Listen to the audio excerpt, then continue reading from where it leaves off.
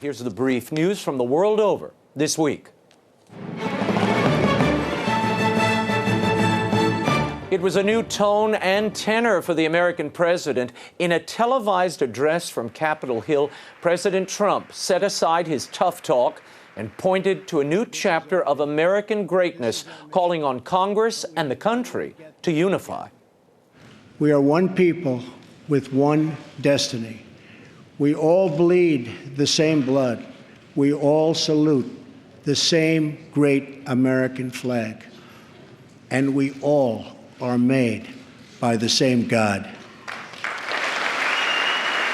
In broad strokes, President Trump laid out his agenda: the destruction of ISIS, creating American jobs, increasing military and infrastructure spending, and health care reform. The speech was widely hailed on the right and left as Trump's best ever. More on the Trump speech in our next segment. And President Trump's immigration reform policies appear to be taking a little more shape, and a comprehensive proposal could soon be at hand.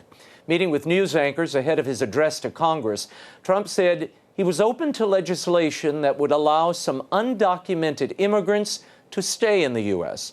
The proposal would allow those not convicted of a serious crime to earn legal status for employment and pay taxes.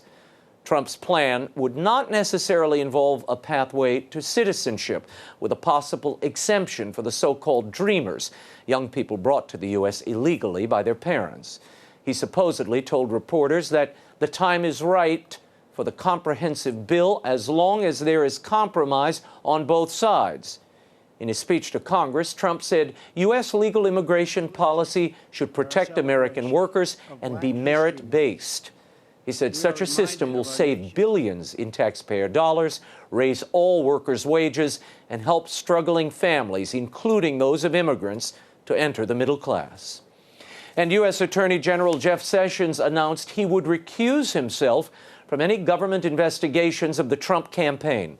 He made the announcement following controversy over meetings he may have had with the Russian ambassador to the U.S.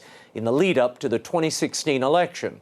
In a press conference on March 2nd, Attorney General Sessions had this to say. Let me be clear. I never had meetings with Russian operatives or Russian intermediaries about the Trump campaign.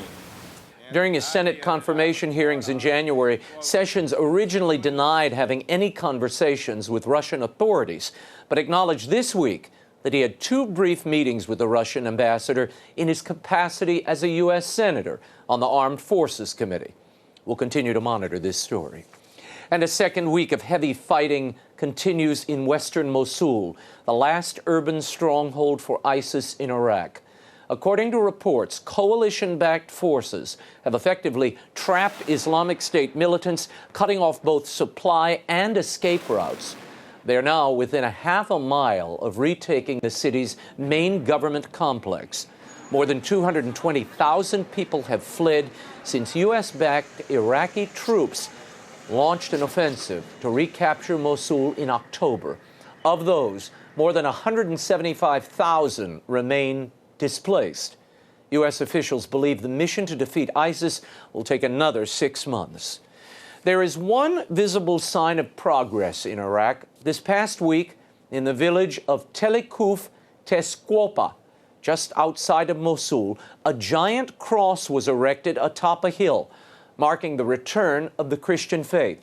Chaldean Catholic Patriarch of Baghdad, Louis Sacco, visited the village, blessed the cross, and celebrated the first Mass there in over 2.5 years. A good sign. And violence against Christians continues in Egypt as hundreds of Coptic families have fled from Sinai amid a series of killings and a call by ISIS to target the minority group.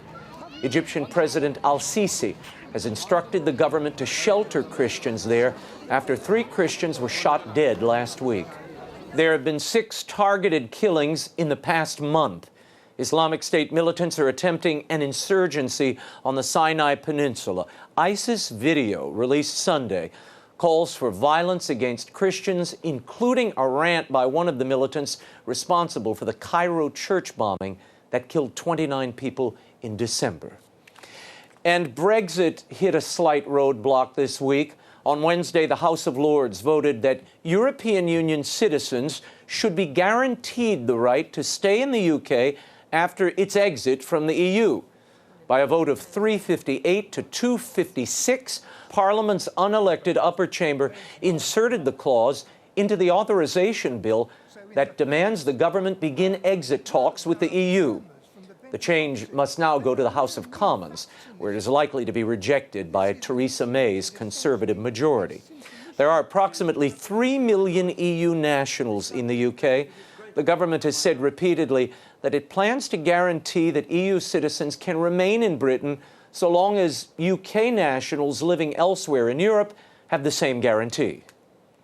And the Associated Press is reporting that Pope Francis has personally intervened in sex abuse cases by reducing penalties against priests convicted of abuse.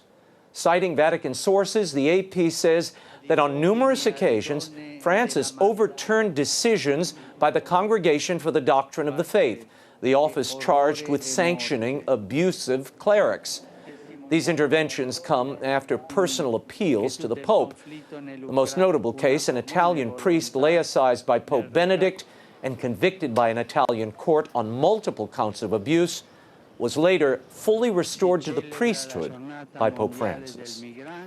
And the local bishop where Medjugorje is located said this week that the purported Marian apparitions at the site are false. Bishop Ratko Peric of Mostar Duvno made the statement on the diocesan website. The timing is curious. Just 2 weeks ago, the Vatican announced Pope Francis was appointing a bishop to handle the pastoral needs of the townspeople and pilgrims who visit Medjugorje. Bishop Peric has already said on numerous occasions that the Madonna was not appearing in Medjugorje.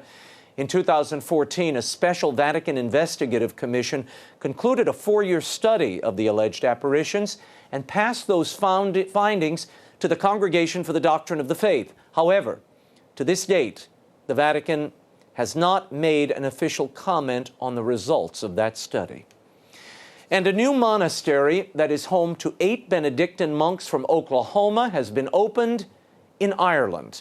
This past week, Bishop Michael Smith of the Meath Diocese signed a decree establishing the Benedictine monks of perpetual adoration of the Most Holy Sacrament of the altar at a former convent in the town of Stanmullen. It is believed to be the first new monastery in Ireland since 1536, when King Henry VIII first moved to suppress monastic communities. The Benedictines came to Ireland from Tulsa, Oklahoma in 2012. Now, I realize that we are in Lent, but I wanted to share some video with you. I guess it's of my pre-Lenten preparation.